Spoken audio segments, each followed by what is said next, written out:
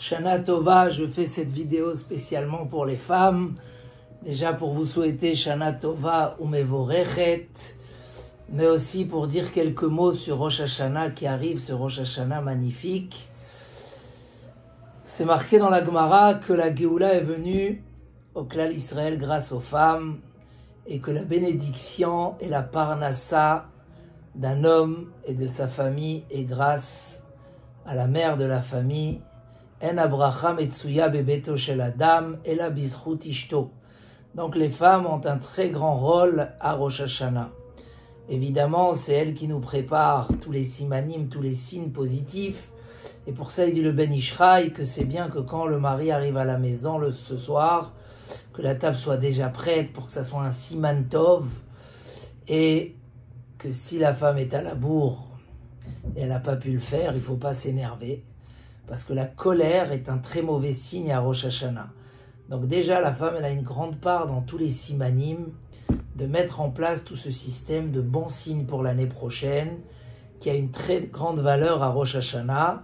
Et évidemment, éviter toute tristesse, colère, énervement, parce que c'est marqué que c'est un très très mauvais signe. Donc ça, c'est l'ambiance un petit peu de la maison. Mais vu que la bracha est beaucoup liée à la femme, donc c'est très important d'insister que ce jour, à part ces belles mitzvot, chaque seconde est précieuse. Celui qui dort à Rosh Hashanah, son mazal dort dans le ciel, sauf après Chatzot, ou déjà si on a besoin on peut. Et celui qui reste sans rien faire ou qui parle des paroles en vain, c'est comme si qui dort. Ça veut dire que bavarder des bavardages inutiles ces 2 jours-là, c'est un petit peu comme dormir et faire dormir sans mazal. Donc c'est des jours où on a dans les mains des clés extraordinaires. C'est pour ça que ces jours-là, on les consacre beaucoup, avec énormément de Teilim.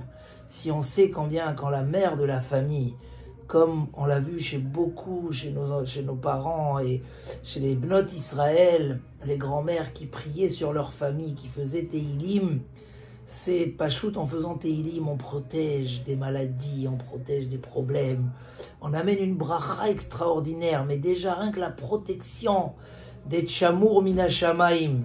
Donc Behemet, comme c'est marqué dans les Sfarim, que chaque seconde de Rosh Hashanah, c'est semer des graines. Tu as semé 100, tu vas faire pousser 100, et on dit que Vaïsra, Yitzhak Ba'aret Saï, Vaïmtsa Bashanaïm, Mea She'arim, Yitzhak Avinu, il a eu 100 fois de plus.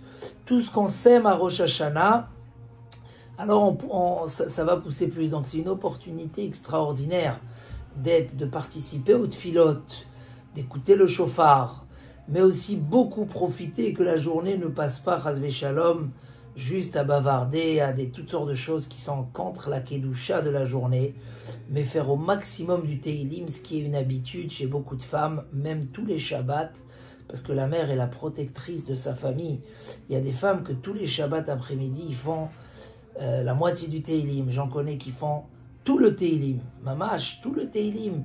Et on ne peut pas imaginer combien ça amène de la bracha. Donc ce jour-là, qui est Rosh Hashanah, Reshit Hashanah, la racine de toute l'année, évidemment que c'est un jour où d'abord le signe de Shalom Bayit doit être au sommet. Parce que si ce jour-là on se respecte, et on est mechabed et en honneur, alors c'est un signe pour toute l'année, qu'on va vivre dans un beau Shalom. Si Bezerat Hashem, tout le comportement il est calme, posé, sans colère, alors quel siman extraordinaire. Et surtout, voilà, comme on a dit, Tshuva, Tfila, Tzedaka, c'est les 3 protecteurs au Yom Hadin. Donc en faisant énormément de Teilim ce jour-là, en faisant des prières à Akadosh Baruch Hu, comme Rashi dit, et je vais terminer avec ça, une année qui est pauvre à son début et riche à sa fin. C'est quoi pauvre à son début? Que Am Israël il se sent comme un pauvre qui supplie pour avoir quelque chose. Si on prie avec supplication, et un homme ne peut pas voir autrement avec le monde qui est autour de nous, avec les problèmes qu'on entend, les maladies, Hashem Ishmor. Un homme il a rien sans Akadosh Baruch Hu, mais il a tout avec Akadosh Baruch Hu. Donc en mettant des vraies prières du fond du cœur, en prenant des bonnes décisions, si je peux rajouter, qu'une des plus belles décisions, c'est la première question qu'on demande à l'homme après 120 ans, est-ce que tu as fixé des moments à l'étude de la Torah? Kavata itim la Torah. Donc aussi une femme qui prend sur elle, et on invite toutes les femmes à suivre cette idée.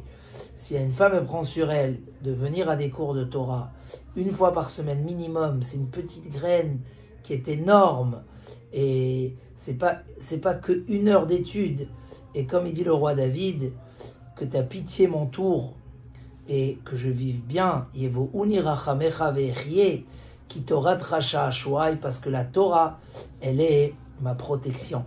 Si en plus on prend une décision, comme dit la Gemara, que essentiellement le Olam Haba des femmes, c'est sur l'encouragement qui donne à leur mari, à leurs enfants d'étudier la Torah.